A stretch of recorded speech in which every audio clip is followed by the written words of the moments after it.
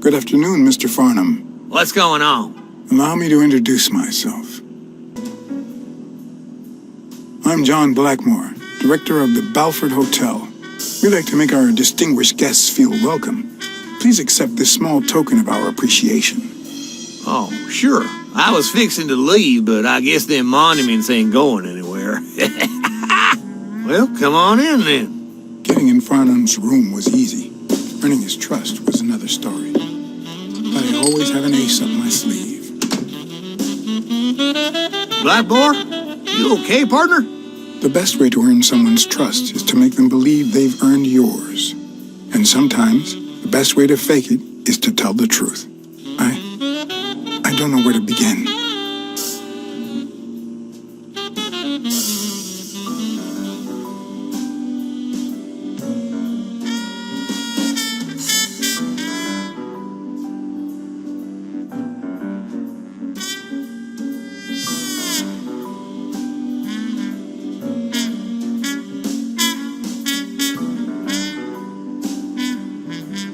The world is falling to pieces, and so am I.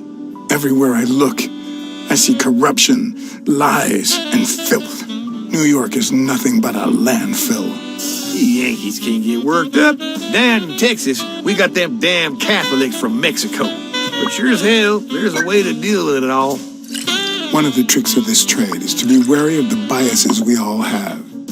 They cloud our judgment and blur the person in front of us, painting them with the shades of our preconceived notions of who they should be. But every once in a while, you run into someone so locked in personality that they can only be regarded as a stereotype. Farnham was a disgrace, not only to himself, but to Texas and the entire human race. To think I had to impersonate him. I wish I was like you. You seem so content, so free of burdens. Stop right there, partner. You think this old dog don't have ticks? Let me tell you something about my first wife. Woo-wee! Once I had gained Farnham's trust,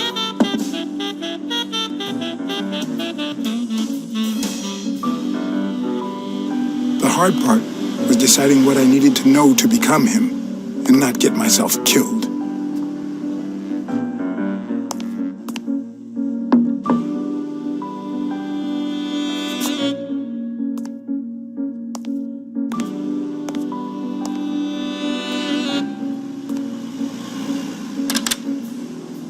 What can I do for you, sir?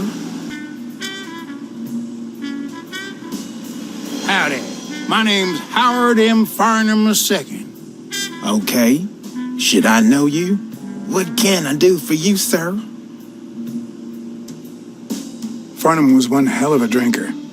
I had to get the information out of him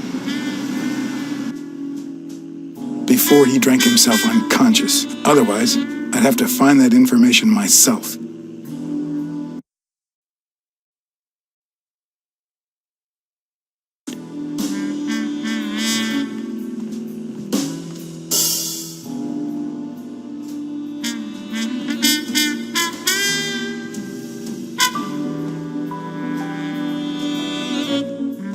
Ding Dong? Interesting name for a town.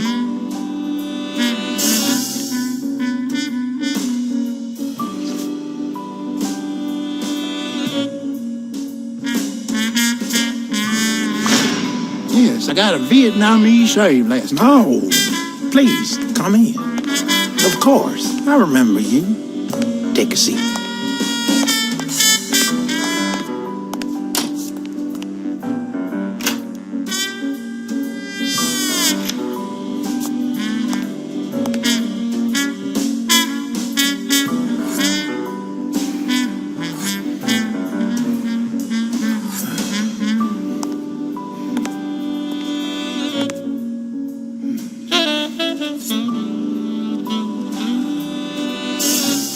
I'm sure you'll understand we can't be too careful. Our host has many enemies, and someone has to keep them at bay. Sure, I get it. I'm glad to hear that. Now, please answer my question. How much does it cost to get yourself a clean Vietnamese shave? Yeah, sure enough, booze put the nail on the coffin of my first marriage. You know, the wife that caught me cheating with the maid. My second marriage, too. You know what I did to her daddy? Same old with several mistresses. So I decided to stick to my guns and only deal with hookers. Even if I did end up marrying some. I feel you, Mr. Farnham. So I'm going to be honest with you.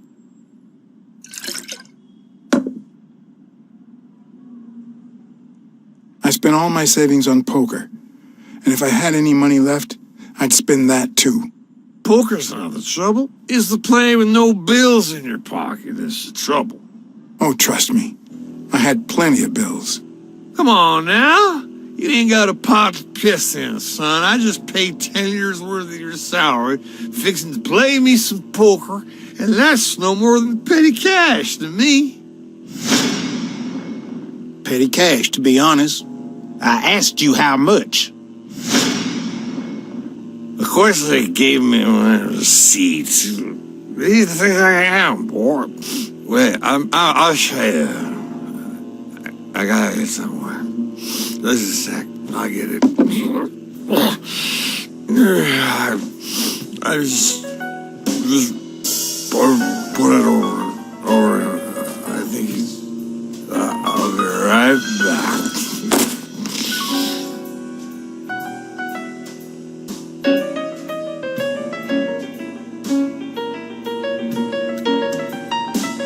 Ding Dong? Interesting name for a town.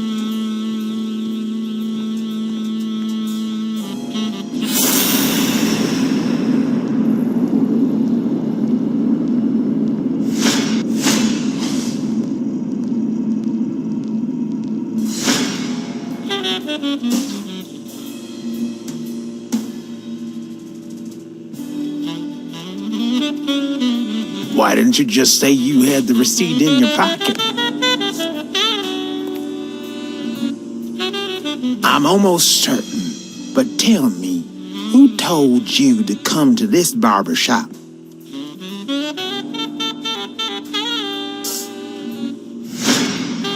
Let me tell you a little secret about my first wife, sonny boy. When I met that woman, she had no manners, no money, no... Who in the hell?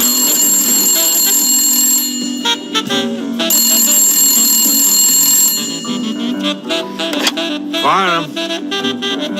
My God, if it ain't the hero of the day.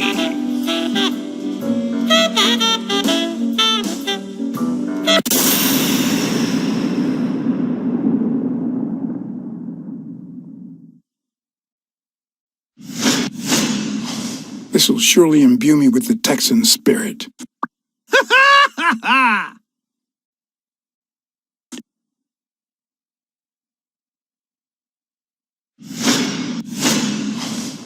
Nothing says Texan like a cowboy hat.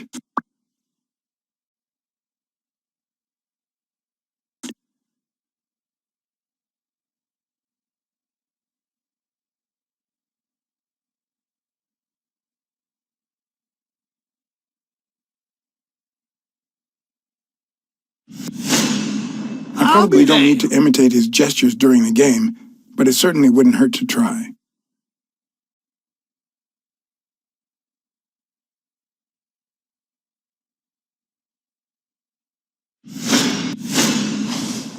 It's not going to be easy to sound Texan, but I'll give it my best shot. Anyway, Kenny, thanks for fixing the game with Cassidy.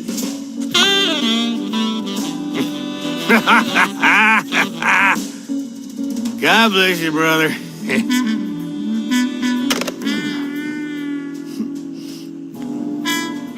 craziest goddamn Texan in New York. My good old friend Kenny, craziest goddamn Texan in New York. You know how many Kennys there are in New York? Kenny who? So besides when and where the game will be, the password, and the money Farnham dished out, what else do I need?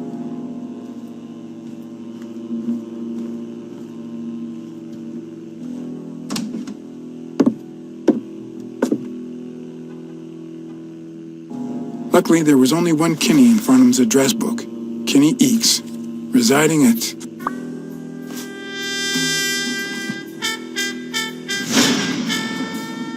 Cornell Plaza, Manhattan. Stunning penthouse.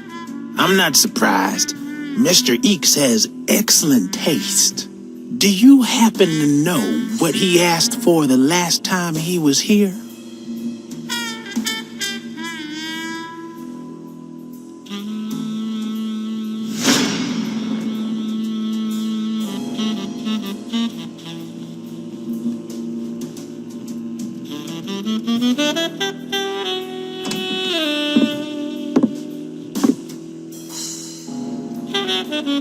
No matter how superficial someone may seem, there's always a way to win their heart.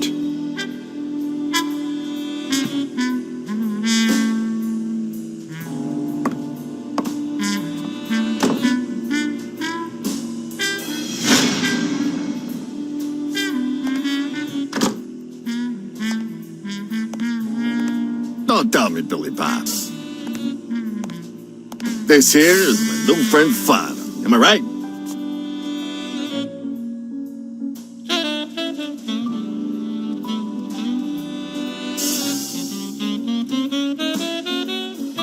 Sure enough, your barber was fixing to give me a shave. You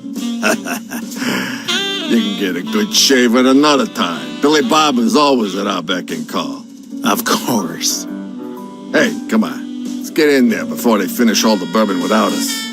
I haven't frisked him yet, sir. I don't think that'll be necessary. Mr. Farnham here, he's an honest Texan. And I'm sure he'll hand over his weapon if we ask him to. Right?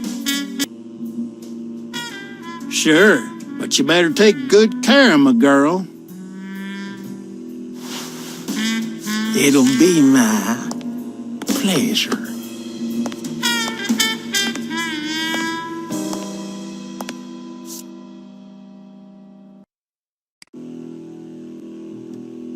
Welcome, gentlemen. Chips are on the table and guns are in the safe. Now, we got a lovely night of poker ahead of us full of smoking and bourbon. So let's get started.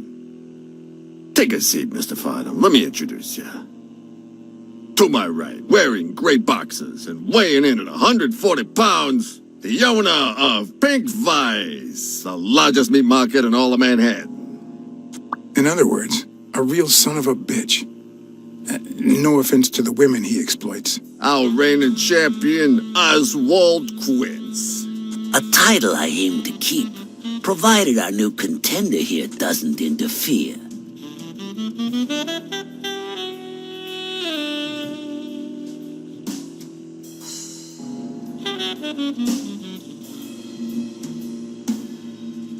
Well, I'll do what I can. Now you got me worried. Never trust a humble player. The truth is that our friend Farnham owns the largest and, I dare say, most entertaining establishment in Texas. Really? So we're colleagues then? Yeah, you wish, Quince. He owns a casino. Damn. And it's not even in Austin or Dallas. It's actually in a little town called, what was it? Darn it. I looked it up the other day. Had a funny ring to it. I hate it when this happens. I thought they moved all Texan casinos to Vegas, where gambling is legal. You mean Ding Dong, Texas? Ding dong! That's it.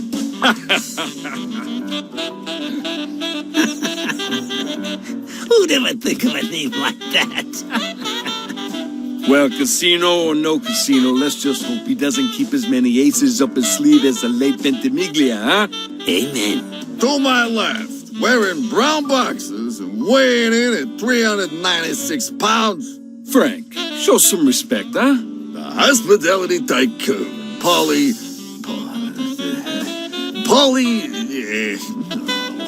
Tycoon. I just own a small bar with pool tables. Clients drink close to nothing and play even less, but certain business transactions just couldn't happen anywhere else. Damn it, Polly. Why don't I know your last name? Because they took it away from me. You have no idea how good my ex-wife's lawyer is. Women, they even take our damn names.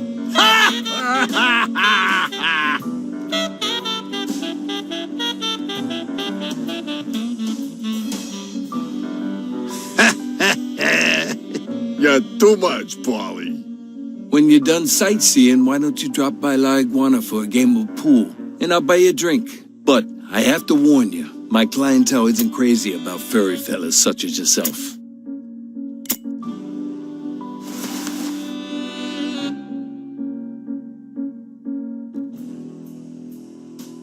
Thanks. I love me some pool.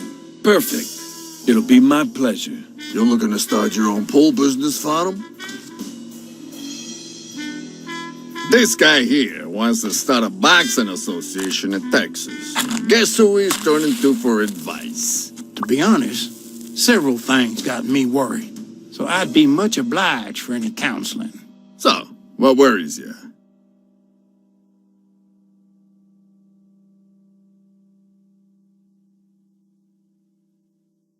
Homicidal boxers like Bobby Yale. Ha! That's some piece of news, huh? Hey, I don't know if he did it, but the real problem is that the fight against my champ Stone might not even frickin' happen. The good news is that I've almost convinced the governor to let him out of prison on the day of the fight. Under police escort, that is. I bet you the audience gets a kick out of that. Billy Bob, bring out the bourbon. We're drying up here. I'll deal with a fresh deck, of course. We respect traditions in this establishment. Poker is as boring as it is simple. All you need to do is read people's faces. And even the worst detective has that trick up his sleeve. The real issue is knowing what to play for when there's much more than just money at stake.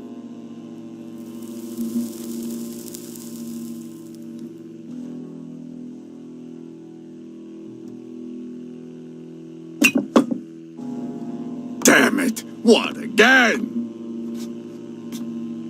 How many games have you won, Farnham?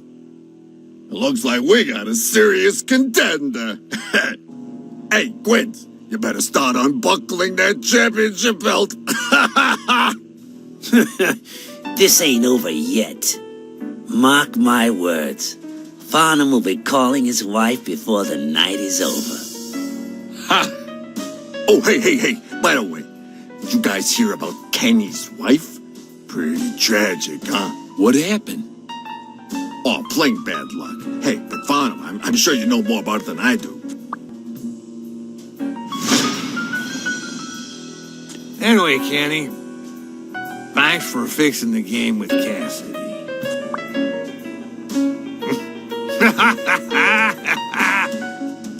God bless you, brother.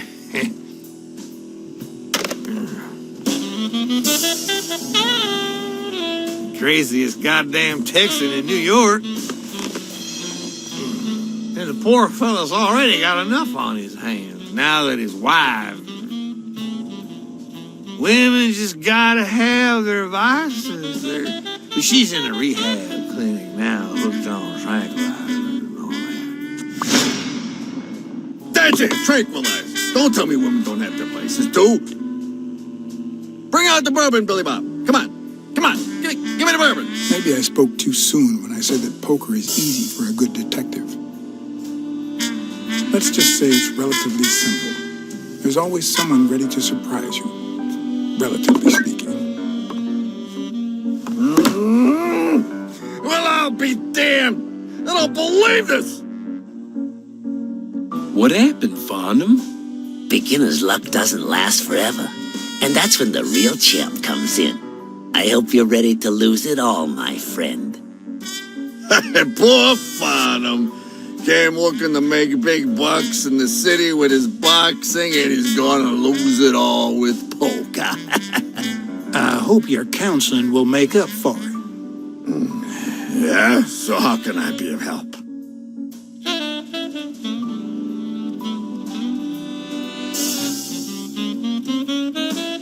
Those there athletes hooking up with each other, like Al Stone and Helen Moore. I see you subscribe to What's News. Yeah, my star boxer, the reigning champion. He's having an affair with America's sweetheart. Hey, I got nothing against those two idiots falling in love. Don't get me wrong, but it's taking a toll on his performance. I don't think he'll lose against Yale, but I'm starting to worry a bit. You happy now? Sure thing. Although, there is something else. Come on, spit it out. I want to play.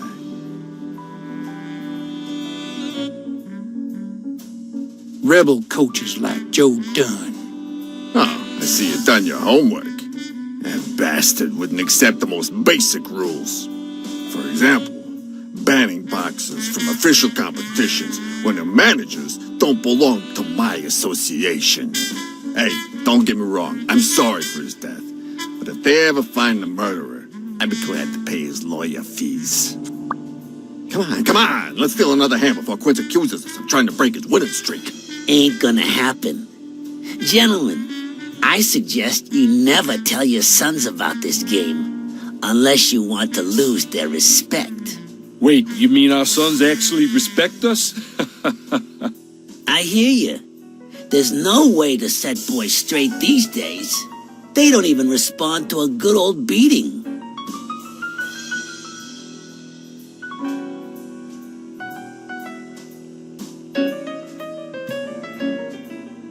Then try not beating them. There are better ways to educate boys. Hey, careful, Quince, you're talking to a pro.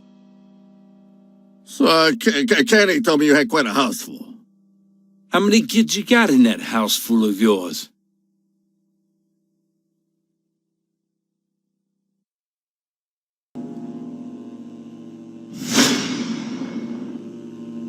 No, that son of a bitch was about to choke on his own vomit. Although the communist in me reveled in the sight of a millionaire choking on his own vomit, even so, I couldn't just stand there and watch him die. No, deserving or not, the man would live.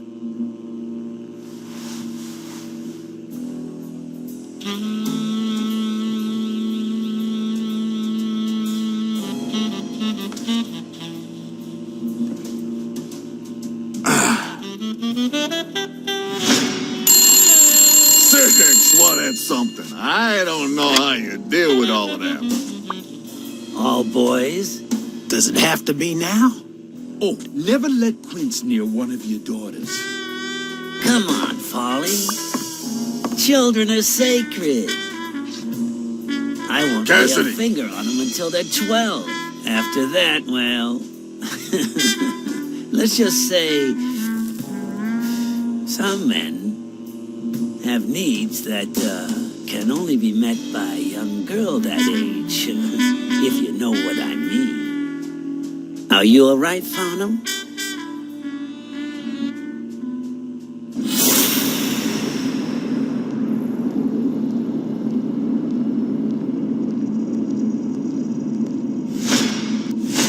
That damn eagle represents the lowest scum of our society.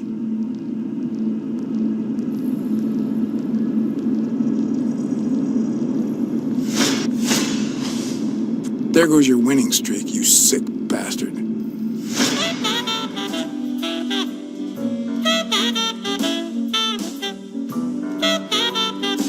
Sooner or later, the police are gonna bust your ass. Quince. What the hell are you talking about? I bet you're as bad at hiding those poor girls as you are at keeping that ace up your sleeve. What? You lying piece of shit? Quince? Don't believe a word he's saying, Frank.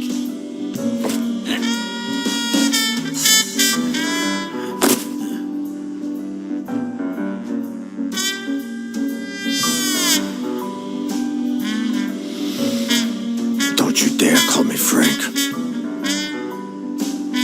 Billy Bob. It's 500 more. For washing up. It's a deal.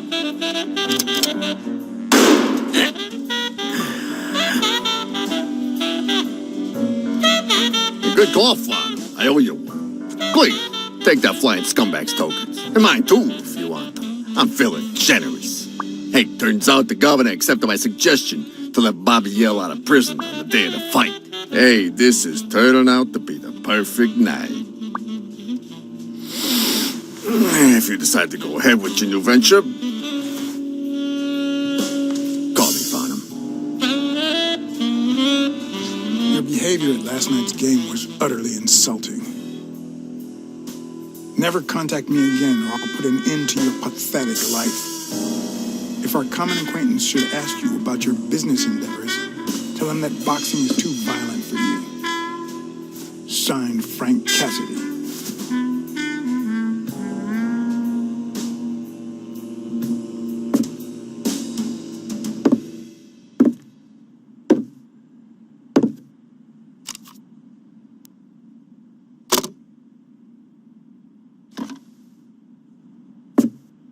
My own tracks would be covered the following morning when Cassidy read this note from Farnham.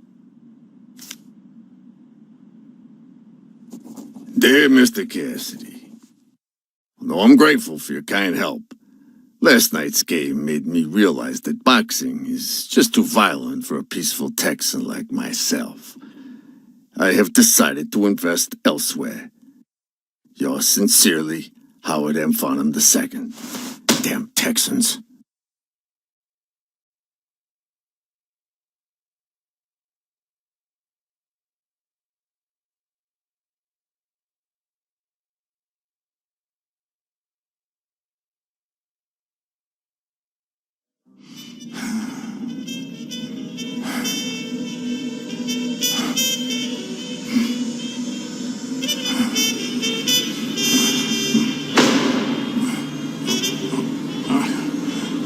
As for me, it was the first time in days that I had gone to bed without my daily beating. A real shame.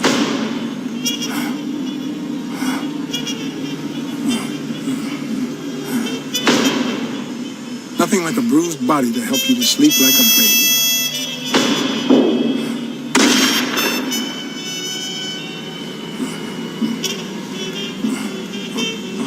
Maybe I should have given myself a beating.